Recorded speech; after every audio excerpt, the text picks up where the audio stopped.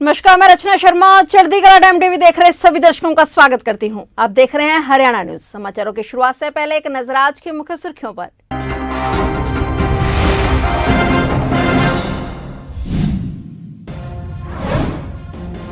सिद्धू मूसेवाला को गोली मारने वाला शूटर अंकित गिरफ्तार, पनाह देने वाला सचिन भी किया काबू। डेरा प्रमुख के असली नकली होने को लेकर हाईकोर्ट के फैसले पर बोले जेल मंत्री। बिजली मंत्री ने कहा कि इस याचिका से कोर्ट का समय हुआ खराब। फरीदाबाद के थाना मुजेसर इलाके में स्थित सेक्टर 24 में रबड़ कंपनी में लगी भीषण आग के कारण सब जलकर हुआ खाक।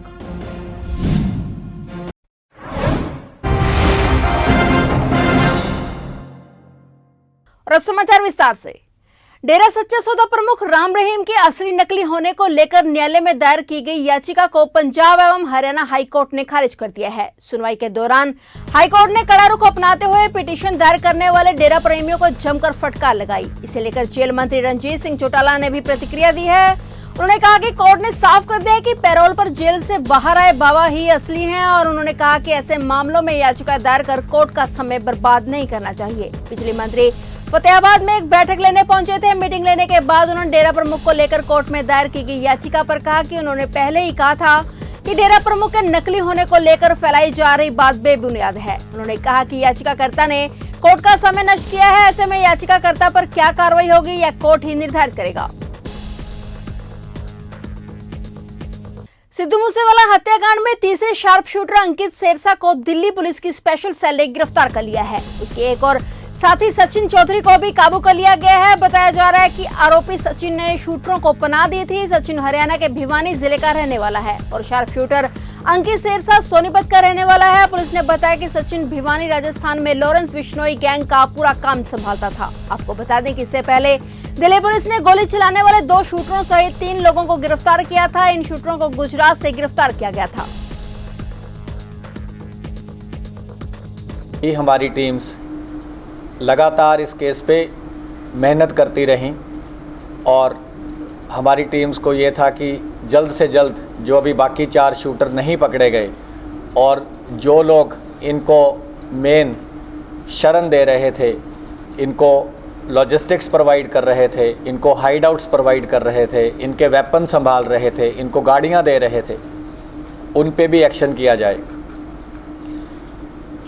उसी के चलते कल देर रात तकरीबन 11 बजे के आसपास हमारी टीम जो कि लगातार 6 स्टेट में इनके पीछे लगी थी, मध्य प्रदेश, झारखंड, उत्तर प्रदेश, हरियाणा, गुजरात और दिल्ली, इन सारी जगहों पे 1-2 बार हमारी टीम ने इनको मिस भी किया, लेकिन उन्होंने फिर भी अपना एफर्ट नहीं छोड़ा और पीछा करते रहे। जो भी लीड मिलती रही उसको बड़ा डिलीजेंटली डेवलप किया और कल रात तकरीबन 11 बजे जब ISBT पे अंकित सेरसा जो कि सबसे यंगेस्ट शूटर था, one of the most desperate था, जिसने दोनों हाथों से फायरिंग करी और जो सबसे करीब जाके जिसने गोलियां चलाई उसको अरेस्ट किया। जो उसका साथी था सचिन भिवानी, इसको भी इसके साथ अरेस्ट किया गया। सचिन भिवानी ने इनको तमाम सपोर्ट प्रोवाइड करी। वारदात से पहले ये जब उकलाना मंडी में रुके, सिरसा डिस्ट्रिक्ट में रुके और फतेहाबाद में मूवमेंट हुई तमाम जगह पे, और इंसिडेंट के बाद तोशाम में, फतेहाबाद में, पिलानी में, बाद में कच्छ एरिया में, उसके बाद जो 6 स्टेट्स मैंने आपको बताई हैं उसमें भी जितनी मूवमेंट इनकी हुई उसमें सचिन भिवानी और इसका एक साथी कपिल पंडित, इन्होंने मेन रोल प्ले किया। तो इनके साथ दीपक मुंडी भी था जो कि अभी ऑन द रन है, एब्सकॉन्डिंग है, जो कि चौथा शूटर है, और उसके अलावा 2 शूटर्स का हम ऑलरेडी आपको बता चुके हैं। जिला पुलिस करनाल को पिछले कुछ समय से लगातार ट्रांसफार्मर चोरी होने की शिकायतें प्राप्त हो रही थी और इन वारदातों पर अंकुश लगाने के लिए एसपी करनाल गंगाराम पुनिया ने निरीक्षक हरजिंदर सिंह के नेतृत्व में कार्यरत डिटेक्टिव स्टाफ की टीम को जिम्मेदारी सौंपी। इन वारदातों पर अंकुश लगाने के लिए प्रभावी कार्रवाई करते हुए एएसआई देवेंद्र सिंह व एएसआई गुरमीत सिंह की अध्यक्षता में टीमों द्वारा बीती 18 जून को एक गिरोह के 4 आरोपियों को गिरफ्तार करने में कामयाबी हासिल की गई। पुलिस टीम द्वारा आरोपियों को थाना इंद्री के गांव अंशु माजरा के एरिया से चोरी की वारदात के अंजाम देते हुए रंगे हाथों गिरफ्तार किया गया। आरोपियों को 19 जून को अदालत में पेश किया गया और आरोपी फिलहाल विभिन्न मामलों में पुलिस रिमांड पर चल रहे थे। आरोपियों से थाना इंद्री व कुंजपुरा के एरिया से 187 वारदातों को अंजाम देने के बारे में खुलासा हुआ है। देखिए, जैसा कि आपको विदित है, इंद्री एरिया में ट्रांसफार्मर चोरी की वारदातें कुछ समय से बहुत ज़्यादा बढ़ गई थी, जिसे संज्ञान में लेते हुए एसपी साहब ने हमें एक स्पेशल टीम के तौर पर वहां ड्यूटी लगाई थी, जिसे काम करते हुए हमारी टीम 18 जून को इंद्री एरिया में जो रात चेकिंग पर थी, उन्होंने एक सस्पेक्टेड एक बाइक को पकड़ा, पल्सर बाइक पकड़ी, जिस पर 3 लड़के सवार थे, जो कि तलाशी लेने पर उनके पास से तांबा पाया गया, जो कि पूछताछ और उसके बाद पता लगा कि ये ट्रांसफार्मर और खेतों में तारे चोरी करते हैं। जो उस दिन से लगातार ये हमारे पास रिमांड पे चल रहे हैं, जिन्हें हम करीब 6 मुकदमों में इनकी अरेस्ट हो चुकी है। उसके अलावा इन्होंने कुल जो अब तक 187 वारदातों का जो खुलासा किया है, जो इन्होंने माना कि हमने की है, और इनके पास से हमने 3 बाइक, जिन बाइक को ये प्रयोग करते थे, वो बरामद की है। इसके अलावा ये देसी कट्टा अपने पास रखते थे, जब रात को वारदात को अंजाम देते थे, वो देसी कट्टा इनसे बरामद किया है, और करीब 250 किलोग्राम जो इनसे तांबा व जो भी सामान ट्रांसफार्मर का वो इनसे बरामद किया है। ये कुल 9 सदस्य हैं इस ग्रुप के, जिनमें से 4 को हमने पकड़ लिया है और 5 को बहुत जल्दी। सर, पूछताछ के दौरान बाकी सदस्यों के बारे में कोई जानकारी मिली और ये कहां से हैं आरोपी? बिल्कुल ऐसे है, हमें पहले 3 लड़के पकड़े गए थे 18 तारीख को। पूछताछ के बाद इन्होंने 6 नाम और डिस्क्लोज किए थे, जिनमें से एक लड़के को हमने बाद में पकड़ा है, जो कि विद वेपन पकड़ा गया था। 29 तारीख को ये कुंजपुरा के एरिया से पकड़ा गया था। 5 अभी पेंडिंग है। इन 5 को भी अरेस्ट किया, 9 के 9 ग्रुप सभी को अरेस्ट किया है, जिनमें से ये जो पहले 3 पकड़े गए थे, ये जठलाना थाने के एरिया में आते हैं, यमुनानगर के पास। उसके अलावा जो चौथा पकड़ा गया वो यूपी के दौलतपुर का है।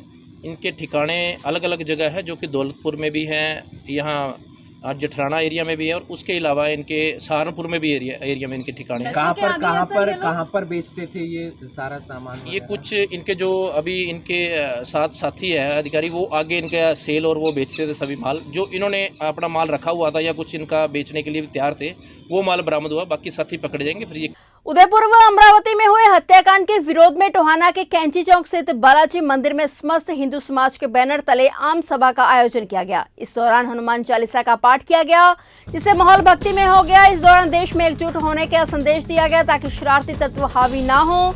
इस दौरान दोनों को श्रद्धांजलि दी गई। मंच संचालन पंडित ललित मोहन शर्मा ने किया। उन्होंने कहा कि राजस्थान के उदयपुर में दिन दिहाड़े टेलर कन्हैया लाल की दुकान में घुसकर अकारण ही निशंस हत्या की गई। उसके बाद वीडियो जारी कर गलत संदेश दिया गया। यह देश की संप्रभुता के लिए खतरा है। उन्होंने कहा कि इसे देश की जनता व हिंदू समाज सहन नहीं करेगा। दोषियों को कड़ी सजा दी जाए। इन्हें संरक्षण देने वाली सरकार को हटाकर राष्ट्रपति शासन लागू किया जाए।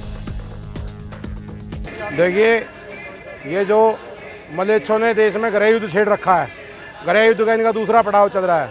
इस दूसरे गृह युद्ध के पड़ाव में जो हमारे हिंदू भाइयों की नृशंस हत्या की गई है, उनको श्रद्धांजलि देने के लिए, श्रद्धांजलि देने स्वरूप हनुमान चालीसा का पाठ करने के लिए, हनुमान चालीसा का पाठ करके सर्व हिंदू समाज को एकत्रित करने का ये कार्य इस कार्यक्रम के द्वारा किया गया है। हिंदू समाज को संदेश दिया गया है, या तो काटना सीख लो, अन्यथा काटे जाओगे। देखिए, सरकार से तो एक ही मांग कर सकता है कोई भी नागरिक, कि जो संविधान में लिखा गया समानता का अधिकार, सबको सम्मान के साथ जीने का अधिकार, सरकार वो सारा चीज़ें हर नागरिक को मुहैया कराए। परंतु मेरा अपना ये मानना है कि ये कुछ चीज़ें सरकार के भी हाथों से ऊपर होती हैं। जब समाज के अंदर इस तरह की विक्षिप्तता फैल जाती है, सरकार उसमें कुछ नहीं कर पाती, समाज को अपना प्रतिकार स्वयं करना पड़ता है। ये वास्तव में गृह युद्ध छिड़ चुका है, इसमें सरकार कुछ नहीं कर सकती। हर नागरिक को अपनी भूमिका तय करके इस गृह युद्ध में अपने अनुसार प्रतिकार करना पड़ेगा।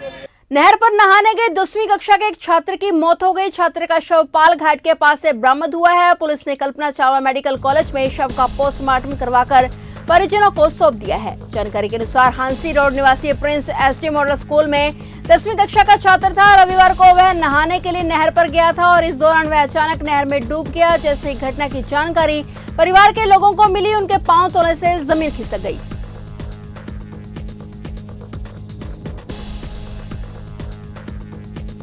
अच्छा आप घर पे नहीं थे? मैं घर पे नहीं। आप घर पे नहीं। तो मतलब क्या बेटा कुछ कह कर गया था, बता रहे हैं कि नहाने के लिए गया था या ऐसा कुछ है? बोल कर नहीं। कारण आपको बता के नहीं गया? किस पर गया था? मोटरसाइकिल पे गया था। तो मतलब कुछ तो आपको पता होगा इसके बारे में, जो दोनों और बच्चे हैं वो कौन है जिनके साथ गया था? रिश्तेदारी हैं? भाई के लड़के। अच्छा, भाई के लड़के हैं। तो आपको कब पता लगा उसके बारे में, बेटे के बारे में? मेरे को शाम को 9 बजे शाम को 9 बजे रात के समय आपको पता लगा कि ऐसे ऐसे है। तो उसकी बाइक क्या वहीं पे मिली थी? वहीं पे मिली थी बाइक। कौन सी क्लास में पढ़ता है? 10th क्लास में पढ़ता था। तो कोई मतलब आपको कोई कारण नहीं समझ में आ रहा कि कैसे हुआ है? आपने बात की उन बच्चों से जो बच्चे दोनों साथ में गए थे? बात नहीं हुई है तो इस समय बता। अंबाला में हिसार चंडीगढ़ हाईवे पर मानकपुर गांव के पास बाप बेटे से गन पॉइंट पर कार लूटने का मामला सामने आया है। कार लूटने वाले ने बाप बेटे पर फायरिंग कर घायल कर दिया और फिलहाल दोनों पिता और बेटे को पीजे चंडीगढ़ रेफर कर दिया गया। पुलिस का कहना है कि आरोपी की तलाश की जा रही है और आसपास के राज्य में सूचना दे दी गई है। हम वैसे खड़े थे, मजदूर के पास बात कर रहे थे कि क्या बनवाई लेते हो प्लाट की चारदीवारी करने की। उससे बात हमने कर ली तो उन्होंने बता दिया। हम वापस मुड़ने ही वाले थे तो सामने से एक सरदार जी आ रहे थे, उन्होंने हाथ में रिवाल्वर थी, चाबी दे दो गाड़ी की। तो बेटे ने चाबी दे दी उसको, तो चाबी फेंक दी। मेरा मुंह पीछे था, जैसे ही मैं मुड़ा ऐसे तो मैंने देखा इसके हाथ में रिवाल्वर है। उसने मेरी तरफ रिवाल्वर तान दी। मैंने सोचा भी मोबाइल मांग रहा है भाई। इतने उसने सोचा भी शायद मेरे को पकड़ेगा या क्या उसको सोच भी पीछे ना या कुछ भी। उन्हें मेरे को भी गोली मारी, उसको मारी और चाबी लेकर भाग गया। बस गाड़ी बैक करी और निकल गया। लूट तो कुछ मांगता, उसने मांगा ही कुछ नहीं, कोई बात ही करी दूसरी चाबी के बगैर। कितने समय की, किस टाइम की बात है? तकरीबन 3:30 पौने 4 की घंटा। फरीदाबाद के थाना मुजेसर इलाके में स्थित सेक्टर 24 में रबड़ कंपनी में भीषण आग लग गई। आग लगने के कारणों के बारे में अभी स्पष्ट नहीं हो पाया है, लेकिन आग इतनी भयानक थी कि जब तक आग पर काबू पाया जाता तब तक रबड़ फैक्ट्री पूरी तरह से जलकर खाक हो गई। आग पर काबू पाने के लिए लगभग आधा दर्जन से अधिक गाड़ियां मौके पर पहुंची, लेकिन आग पर काबू नहीं पाया जा सका।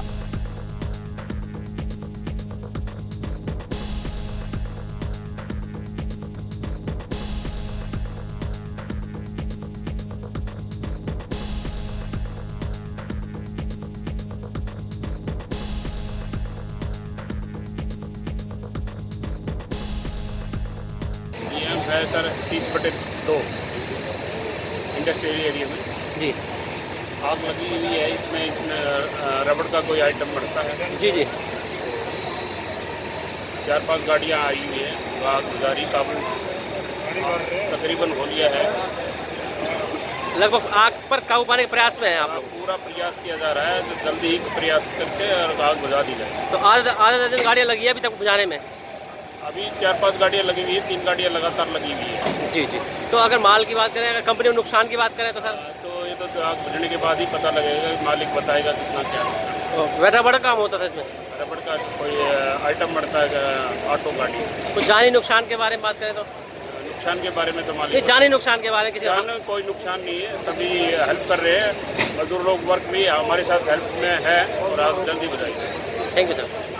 श्री शिव शंकर तीर्थ यात्रा सेवा मंडल की ओर से 27वीं यात्रा भगवान श्री अमरनाथ जी के लिए 4 जुलाई को अंबाला शहर नदी मोहल्ला से रवाना की गई। इस अवसर पर अंबाला की मेयर शक्ति रानी शर्मा मुख्य अतिथि के तौर पर शामिल हुई और झंडी दिखाकर यात्रा को रवाना किया गया। शक्ति रानी शर्मा ने कहा कि उनके लिए यह गर्व की बात है कि वार्ड नंबर 10 के लोगों ने इस यात्रा को रवाना करने के लिए उन्हें बुलाया है, इसलिए उन्हें सभी यात्रियों की शुभकामनाएं देते हुए विदा किया और कामना की कि भगवान भोलेनाथ सभी की मनोकामना पूर्ण करें और उनकी यात्रा मंगल में रहे। देखिए, सबसे पहले तो मैं अपने आप को बहुत सौभाग्यशील समझती हूँ कि मुझे नदी मोहल्ले के वार्ड से 10 नंबर वार्ड से इन्होंने मुझे इस कार्य के लिए चुना और भोलेनाथ की कृपा से मैंने ये शुभारंभ किया। और 2 बसें अभी हम भेज के आए हैं पहले और एक और अभी जाने वाली है। और मैं इन सब यात्रियों को बहुत ढेर सारा आशीर्वाद और इनको मैं चाहती हूँ कि खूब सेफली ये लोग अपने दर्शन करके अपने घरों को वापस आएँ। हमारी मनोकामना, जो भी इनकी मनोकामना है, वो पूर्ण हो। क्योंकि 1 सप्ताह का टूर है इनका और मेरे ख्याल से ये माता वैष्णो देवी भी होते हुए दर्शन करते हुए आएंगे वापस। तो माँ की कृपा इन पे बनी रहे सब पे और ये अपने बहुत हर्षोल्लास से अपने दर्शन करके आए बिना किसी अड़चन के। स्वच्छ भारत मिशन के प्रदेश वाइस चेयरमैन सुभाष चंद्र के जन्मदिन पर निसिंग देवी मंदिर में रक्तदान शिविर का आयोजन किया गया, जिसमें ज्यादातर युवाओं ने भाग लिया। पानीपत के विधायक महिपाल ढांडा ने बतौर मुख्य अतिथि और विशिष्ट अतिथि डॉक्टर मुकेश अग्रवाल ने भाग लिया, जबकि रण सिंह चौहान, विकास राणा, रामपाल शर्मा और मुकेश गोयल ने शिविर की अध्यक्षता की। सुभाष चंद्र ने कहा कि रक्त का कोई विकल्प नहीं है, विज्ञान भी इसका निर्माण नहीं कर सका, यह सबसे बड़ा दान है। जिलाध्यक्ष योगेंद्र राणा और महिपाल ढांडा ने भी रक्तदाताओं का हौसला बढ़ाया।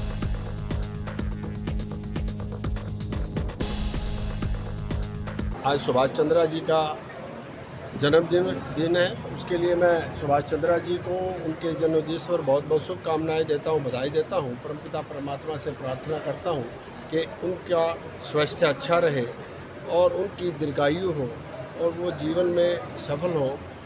और आज के जो यहाँ पर ये रक्तदान शिविर लगा है, उसके लिए भी जितने भी रक्तदाता यहाँ आए हैं उनको भी मैं बहुत बहुत शुभकामनाएं देता हूँ, बधाई देता हूँ। क्योंकि रक्तदान एक ऐसी चीज़ है, ये किसी भी फैक्ट्री में नहीं बनती, कहीं से आप इसको खरीद नहीं सकते, कोई कारखाने में नहीं बनती। फिलहाल हरियाणा न्यूज में इतना ही और नए समाचारों के साथ फिर से हाजिर होंगे। तब तक के लिए देखते रहिए चढ़ती कला टाइम टीवी।